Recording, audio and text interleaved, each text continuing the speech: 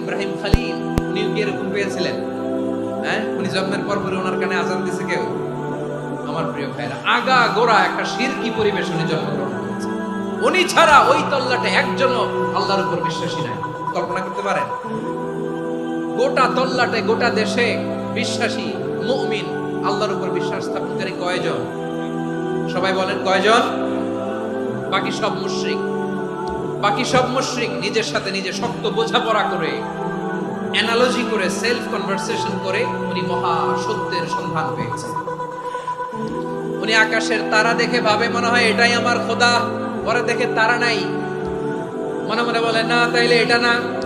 আবার চাঁদ দেখে বলে চাঁদটা বড় মায়া লাগে, মনে হয় এটাই আমার রব, পরে দেখে চাঁদও নাই, কয় না এটা না।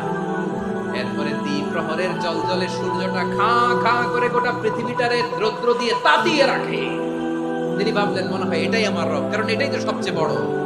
কিন্তু বিকেল বেলা ওই সূর্যটাও যখন চলে যায়, সাইয়েদনা ইব্রাহিম বলে না এটাও তো নাই, আমার খোদা যদি আমারে ছেড়ে চলে যায়, বিপদে পড়লে আমারে উদ্ধার করবে কে? এভাবে নিজের সাথে অ্যানালজি, সেলফ কনভারসেশন করতে করতে করতে তিনি মহা সত্যের সন্ধান পেয়েছেন। সুবহানাল্লাহ। সব শেষে তিনি ডিসিশন নিয়ে ঘোষণা দিলেন, ইন্নী ওয়াজ্জাহাতু ওয়াজহিয়া লিল্লাযী ফাতারাস সামাওয়াতি ওয়াল আরদা হানিফান ওয়া মা আনা মিনাল মুশরিকিন। নিশ্চয় আমি এমন সত্তার দিকে মনোনিবেশ করলাম, মুখাপেক্ষী হলাম, যিনি আকাশ বানিয়েছেন, জমিন বানিয়েছেন, আমি মুশরিক নই। সুবহানাল্লাহ। পারতেন? আপনি পারতেন? কেউ নাই, লক্ষ লক্ষ মুশরিক, আপনি একা। ওনার মতো এরকম বিচক্ষণতা দিয়ে আল্লাহরে খুঁজে পাইতে পারতেন আপনি? কি নবী ছিল, আল্লাহকে খুঁজে পেয়েছে। যখন আল্লাহর ইবাদত শুরু করলো, এই কথা ছড়ায় পড়লো চারদিকে। নমরুদ সাইয়েদনা ইব্রাহিমকে ডেকে পাঠালেন। নমরুদ বলে, ইব্রাহিম তুমি নাকি মূর্তির পূজা না করে কোন নতুন রবের ইবাদত করো, কে তোমার রব? সাইয়েদনা ইব্রাহিম বললেন, রব্বি আল্লাযী ইউহয়ী ওয়া ইউমীত, আমি এমন রবের ইবাদত করি যিনি জীবন দেন, যিনি মৃত্যু দেন। নমরুদ বলে, তাই নাকি? তোমার রব জীবন দেয়, মৃত্যু দেয়? আর এটা তো আমি দেই, আমিও তো জীবন দেই, আমিও তো মৃত্যু দেই। সাইয়েদনা ইব্রাহিম বললেন, কেমন করে তুমি জীবন দাও, মৃত্যু দাও, একটু দেখো তো। নমরুদ জেলখানা থেকে দুজন কয়েদিকে ডেকে আনলো। কয়েদি এনে অর্ডার করলো, একটাকে এখনই শিরোচ্ছেদ, হেড অফ, ডেথ পেনাল্টি, মৃত্যুদণ্ড দেয়া হবে, ফিনকি দিয়ে রক্ত বের হবে। নমরুদ বলে, দেখো দুজনকে ধরে আনলাম, একজন কয়েদিকে দিলাম ডেথ পেনাল্টি, মৃত্যুদণ্ড, ওরে মৃত্যু দিলাম। আরেকজন যে দাঁড়িয়ে আছে, চাইলে ওরেও আমি মৃত্যুদণ্ড দিতে পারি, কিন্তু না, ওরে আমি দিব না, ওরে আমি বাঁচাইয়া দিলাম, ছেড়ে দিলাম, মানে জীবন দিলাম। দেখো ইব্রাহিম, তোমার চোখের সামনে একজনের মৃত্যু দিলাম, আর একজনের জীবন দিলাম। আপাত দৃষ্টিতে তাই তো, একজনের তো জীবন দিল, আরেকজনের মৃত্যু দিল। সাইয়েদনা ইব্রাহিম এবার বিপাকে পড়ে গেলেন। কিন্তু এক একজন নবীকে আল্লাহ এমন উইজডম বিচক্ষণতা দিয়ে এই জমিনে পাঠিয়েছেন, মুহূর্তের মধ্যে আল্লাহর খলিল ইব্রাহিম বললেন, ফাইন্নাল্লাহা ইয়াতি বিশ-শামসি মিনাল মাশরিকি ফাতি বিহা মিনাল মাগরিব ফাবুহিতাল্লাযী কাফার। আল্লাহর খলিল ইব্রাহিম বললেন, নমরুদ বুঝলাম তুমি জীবন দাও, মৃত্যু দাও, দেখলাম, কিন্তু আমার রব, আমার আল্লাহ প্রতিদিন সকালবেলা উষা লগ্নে ওই পূর্ব দিগন্ত থেকে সূর্যটাকে উদিত করেন, সাঁঝের বেলা, বিকেল বেলা, কুথুরি লগ্নে, সন্ধ্যা বেলা ওই দ্বিপ্রহরের জল জলে সূর্যটাকে পশ্চিম দিগন্তে ডুবিয়ে দেন।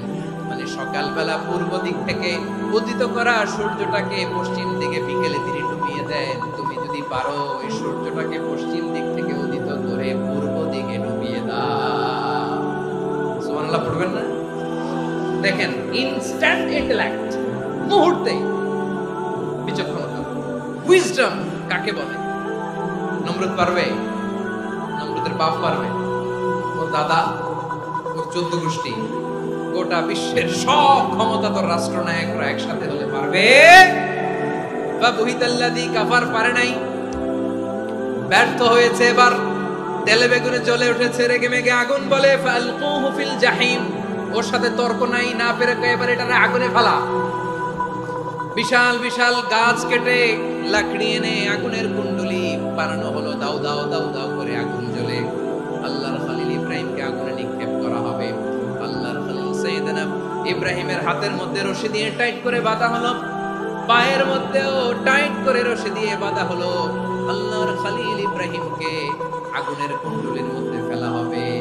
ওমিয়া, আপনি যে বিপদের কারণে ভয় পান, হতাশ হন, এটা কোনো বিপদ? ওনার বিপদের সামনে পটুয়াখালী আওয়াজ করে বলুন, সাইয়েদনা খলিল ইব্রাহিমের বিপদের সামনে আমাদের বিপদগুলো কোনো বিপদ? কোনো বিপদই না, এটা কোনো বিপদই না। হাত পা বেঁধে টাইট করে নিক্ষেপ করা হবে, সিম্পলি ফেলা যাবে না, কারণ দাও দাও করে দ্য ব্লেজিং ফায়ার, এমন আগুনের কুণ্ডলি কাছে যাওয়া যায় না, আগুনের উত্তাপে নিক্ষেপ করা হবে। হাতে রশি বেঁধে পায়ে রশি বেঁধে আল্লাহর খলিল ইব্রাহিম আলাইহিস সালামকে আগুনের মধ্যে নিক্ষেপ করা হবে। এটার বলে অগ্নি পরীক্ষা। উনি অগ্নি পরীক্ষার সম্মুখীন হয়েছে, এজন্য কঠিন পরীক্ষাকে আমরা অগ্নি পরীক্ষার সাথে তুলনা করি, ঠিক কিনা? সাইয়েদনা জিবরাইল এসে বললেন, ও আল্লাহর খলিল, ওরা তো আপনার হাতও বেঁধে ফেললো, পাও বেঁধে ফেললো, নড়াচড়ার সুযোগ নাই, বলেন আমি জিবরিল ফেরেশতা আপনার জন্য কি করতে পারি? আল্লাহর খলিল ইব্রাহিম বলেন, ও জিবরাইল, তোমার কাছে আমার কোনো চাওয়া পাওয়া নাই। সুবহানাল্লাহ বলেন। তোমার কাছে বলার কিছু নাই, তোমার সাহায্যের আমার দরকার নাই। সাইয়েদনা ইব্রাহিম আলাইহিস সালামকে হাতে পায়ে রশি বেঁধে হাত পা বাঁধা অবস্থায় জ্বলন্ত অগ্নিকুণ্ডে যখন নমরুদের দলবল নিক্ষেপ করবে, আল্লাহর খলিল কিভাবে নিজেকে আল্লাহর কাছে সঁপে দিয়েছেন, পটুয়াখালীর ভাইরা খেয়াল করে শুনুন। হাত পা বেঁধে আল্লাহর খলিলকে যখন নিক্ষেপ করা হবে, তিনি মুখ ফুটে বলে ফেলতেন, হাসবুনাল্লাহ ওয়া নি'মাল ওয়াকিল, হাসবুনাল্লাহ ওয়া নি'মাল ওয়াকিল, আমার জন্য আল্লাহই যথেষ্ট, আমার জন্য আল্লাহই যথেষ্ট, তিনি আমার সবচেয়ে বড় গার্ডিয়ান, তিনি আমার সবচেয়ে বড় অভিভাবক।